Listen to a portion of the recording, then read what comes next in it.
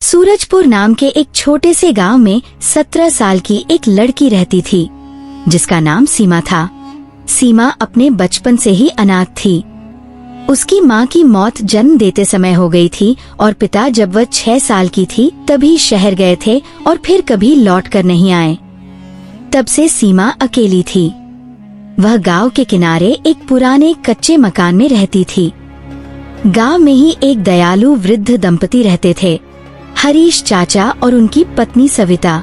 उनकी अपनी कोई संतान नहीं थी, इसलिए सीमा के माता पिता के गुजरने के बाद उन्होंने ही सीमा को पाला। बेटी, ये खाना ले लो, अगर कम पड़े तो और भी बना दूंगी। सविता बोली। चाची, मैं कब तक आपका बोझ बनकर रहूंगी? अब मुझे शर्म आती है। बेटी, ये कैसी बातें कर रही हो? अगर तुम हमारी अपनी नहीं हो तो क्या हुआ?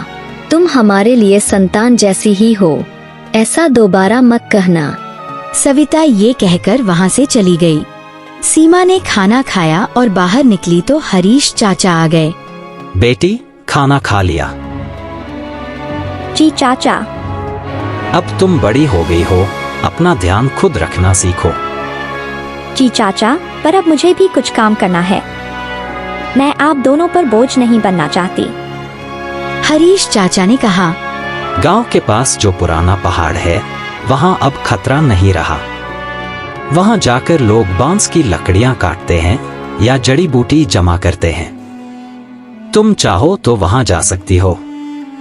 सीमा ने तय कर लिया कि वह अगले दिन पहाड़ पर जाएगी। अगली सुबह वह एक टोकरी और हंसिया लेकर पहाड़ की ओर निकल पड़ी।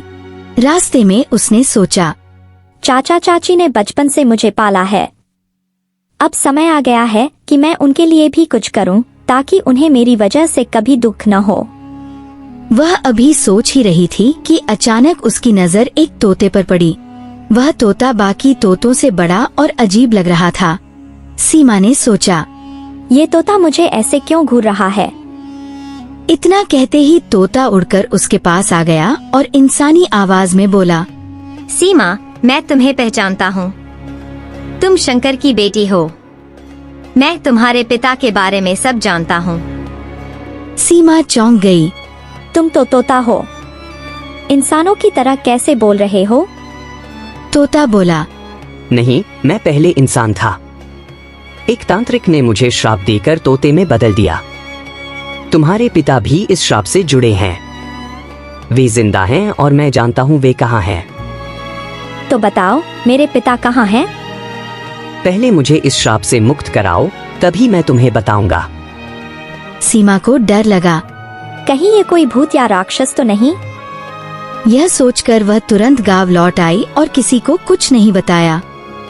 अगली सुबह सीमा को लगा कि शायद वह कल डर गई थी, मगर तोते की बातों में सच्चाई भी थी। गांव के लोग भी उसके पिता के बारे में कभी कुछ नहीं कहते थे। सीमा ने तय किया कि वह फिर जाएगी। इस बार तोता पहले से ही वहाँ था। मुझे पता था तुम आओगी। मैं तुम्हारे पिता को अच्छी तरह जानता हूँ।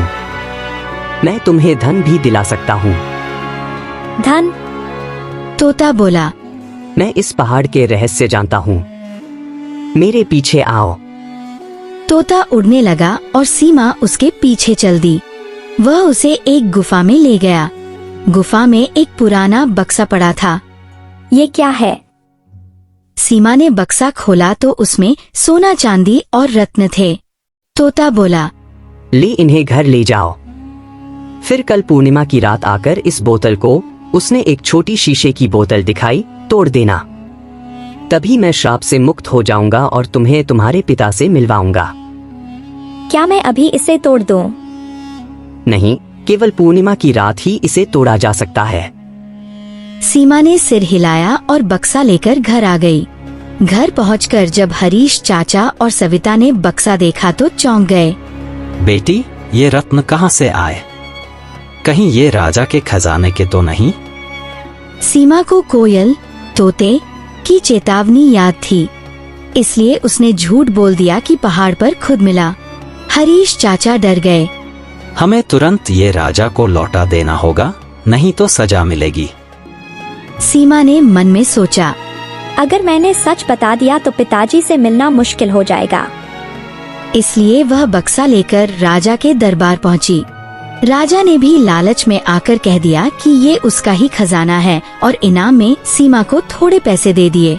सीमा उदास होकर वापस आई। अगले दिन वह फिर गुफा में गई। वहाँ एक साधु मिला जो बरगद के नीचे बैठा था। बेटी, कौन हो? मैं शंकर की बेटी हूँ। ये सुनकर साधु चौंका मगर कुछ नहीं बोला। तोता वहाँ आ गया। साधु दूर छुपकर उनकी बातें सुन रहा था। सीमा ने तोते से कहा, मुझे अपने पिता से मिलना है। बताओ मुझे क्या करना होगा। कल पूर्णिमा की रात आना, तब बोतल तोड़ना, फिर सब ठीक हो जाएगा। दूसरी तरफ साधु ने हरीश चाचा को बताया, वह तोता कोई साधारण नहीं, एक डायन है। अगर वो मुक्त हो गई तो गांव में तबाही मच जाएगी। तुम्हारे पिता ने ही अपनी जान देकर उसे कैद किया था। हरीश चाचा ने सीमा को समझाने की कोशिश की मगर वह नहीं मानी। पूर्णिमा की रात सीमा गुफा में गई। तोता बोला, जल्दी बोतल तोड़ो वरना पिताजी से नहीं मिल पाओगी। तभी साधु और हरीश चाचा आ गए। सीमा, मत तोड़ो, यह डायन है। तेरे पिताजी ने अपनी जान देकर इसे कैद किया था।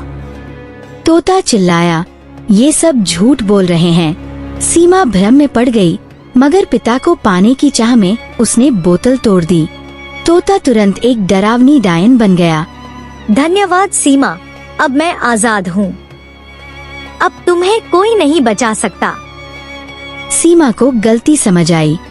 चाचा, मैंने गलती कर दी। अब क्या होगा? बस एक ही रास्ता है। जिसे मुक्त किया है उसे कुर्बानी देनी होगी। मैंने गलती की है तो कुर्बानी भी मैं ही दूंगी।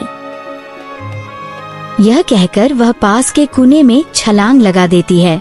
साधु मंत्र पढ़कर डायन को फिर से तोते में बदल देता है मगर इस बार उसकी बोलने की शक्ति भी छिन जाती है। हरीश चाचा और सविता को सीमा के जाने का गहरा दुख था मगर उन्होंने उसे गांव की वीर बेटी मान लिया। गांव फिर से सुरक्षित हो गया।